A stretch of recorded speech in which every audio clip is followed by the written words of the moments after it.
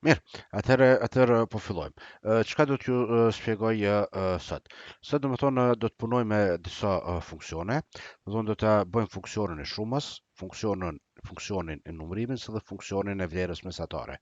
Mirë, po njëkohësisht do të punojmë edhe funksionin SUMIF, COUNTIF, AVERAGEIF, SUMIFS, COUNTIFS dhe AVERAGEIFS.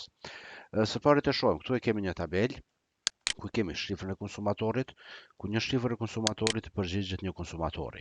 Pastaj kemi datën e transaksionit, ku të kolona C e kemi formatizuar më herët si datë, kemi blerjen pagesën ku e kemi formatin accounting, ndërsa tek kategoria e kemi tri kategori, kemi hardware, software, trajnim, ndërsa tek kolona G, tek borxhi, kemi zbritë, do të thonë blerjen me pagesën dhe e kemi rezultatin. Dash, nëse dëshirojmë që ta kemi total, pra nëse dëshirojmë që të mbledhim gjitha vlerat për blerjen, ne mund të shkruajmë funksionin e shumës. Funksionin e shumës mund të shkruajmë nga tastiera, nëse shkruajmë barazi me sum, hapim klapën dhe e selektojmë rangun, pastaj e mbyllim klapën dhe klikojmë enter, do ta kemi rezultatin. Mirë po, në mënyrë të njëjtë mund të marrim këto funksione edhe nga kartela formulas, ku vim tek butoni AutoSum dhe zgjedhim funksionin sum. Nëse klikojmë enter, atëherë këtu do na kalkulohet edhe shuma. Nëse dëshirojmë që në vend të shumës të kemi për shembull vlerën mesatare, mjafton të vim tek AutoSum dhe ta zgjedhim funksionin average, ku në këtë rast do të llogaritet mesatarja matematikore dhe kemi edhe vlerën mesatare. Nëse dëshirojmë që të numrojmë, për shembull sa celula i kemi që përmbajnë numra, pozicionohemi, klikojmë tek AutoSum dhe kemi mundësi që ta marrim funksionin count numbers. Count numbers do të thonë do të numërojmë vetëm celulat që kanë numra dhe i kemi numrin 25, pra i kemi 25 celula në rangun ton që përmbajnë numra. Nëse për shembull tek celula A12 do ta shkruajmë fjalën test, atëherë edhe rezultati poshtë do të jetë 24 për arsye se nuk do të numërohet celula që përmban tekst.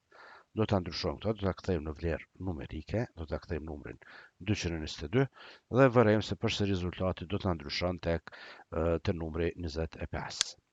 Pra, pak a shumë këto janë disa veprimet më themelore që mund të bëjmë, ndërsa nëse dëshirojmë që ta gjejmë vlerën më të vogël prej të rangut të blerja, për shembull, atëherë mjafton që të klikojmë tek butoni AutoSum, të zgjedhim funksionin min, klikojmë dhe na shfaqet vlera minimale, pra cila është vlera më e vogël prej rangut. Nëse dëshirojmë që ta kemi vlerën më të madhe të pagesës, në atë rast do ta përdorim funksionin max. Do të klikojmë tek max dhe e shohim se na është shfaqur formula ku na pyet se dëshirojmë që ta kemi vlerën maksimale prej rangut E2 E26, nëse po, klikojmë enter dhe e shohim që është vlera 8000. Pak a shumë këto janë disa funksione më elementare, ndërsa tash çka do të bëjmë?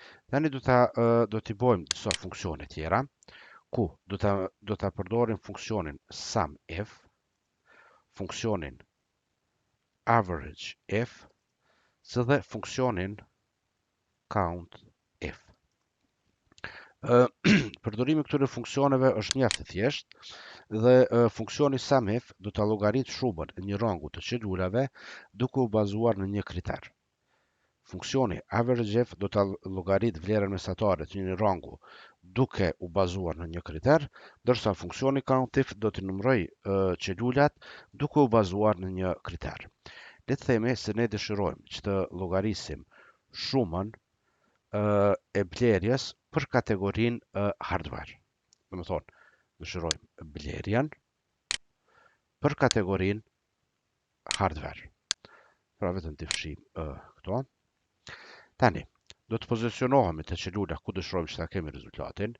Do të klikojmë tek F prej X-it të butoni Insert Function në Formula Bar, apo të njëjtën mund ta bëjmë prej kartelës formula duke klikuar tek Insert Function.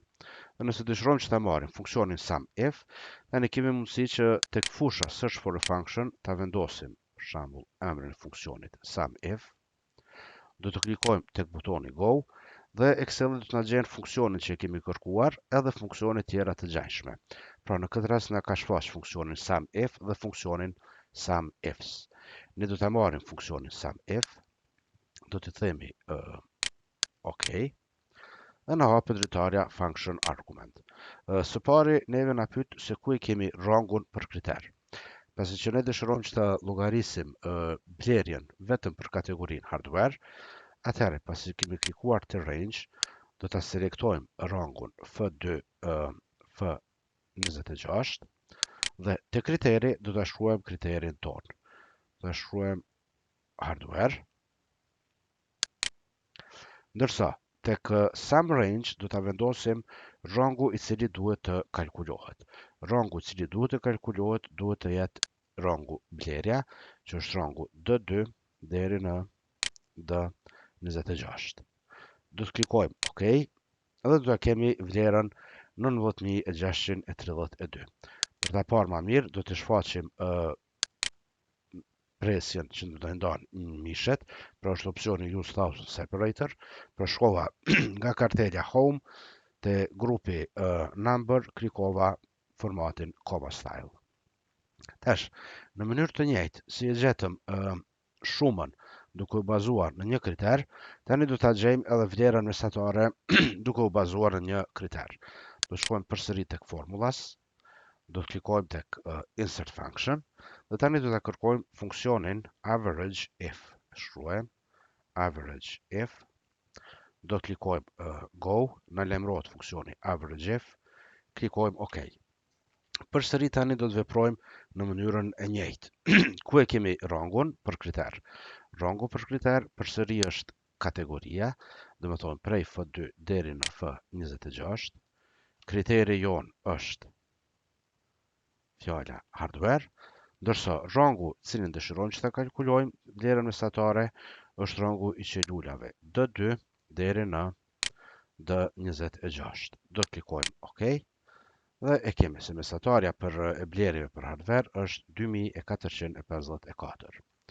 Tani, dëshirojmë që të numrojmë se sa blerje janë vetëm për kategorinë hardware. Pra, në këtë rast do të përdorim funksionin COUNTIF. Do të thonë, përsëri do të klikojmë te F për X-it, do ta shkruajmë funksionin COUNTIF, klikojmë Go, na lajmërohet funksioni COUNTIF dhe funksioni COUNTIFS, e zgjedhim funksionin COUNTIF dhe klikojmë OK. Tani na pyet se ku është rangu të cilin ne dëshirojmë që ta numrojmë.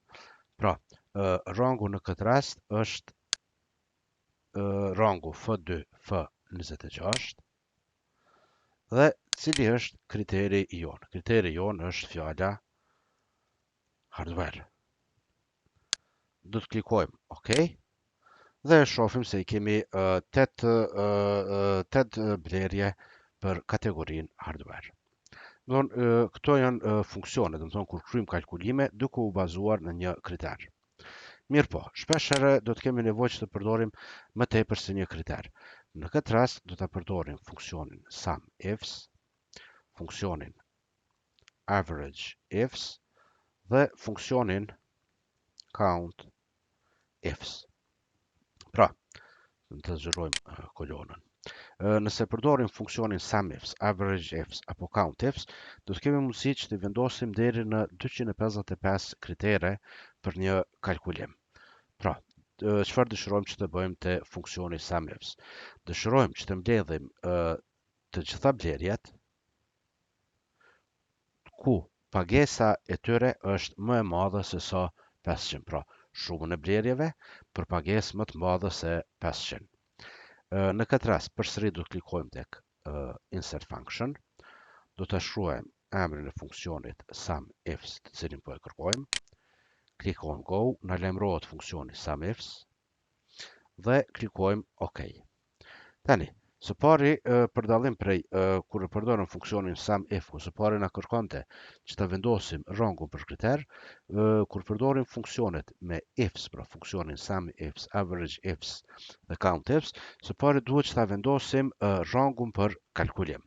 Pra, çfarë dëshirojmë që të kalkulojmë? Ne dëshirojmë që të kalkulojmë blerjen dhe selektojmë rangun D2 D26. Dhe tani shkojmë dhe vendosim rangun për kriterin e parë.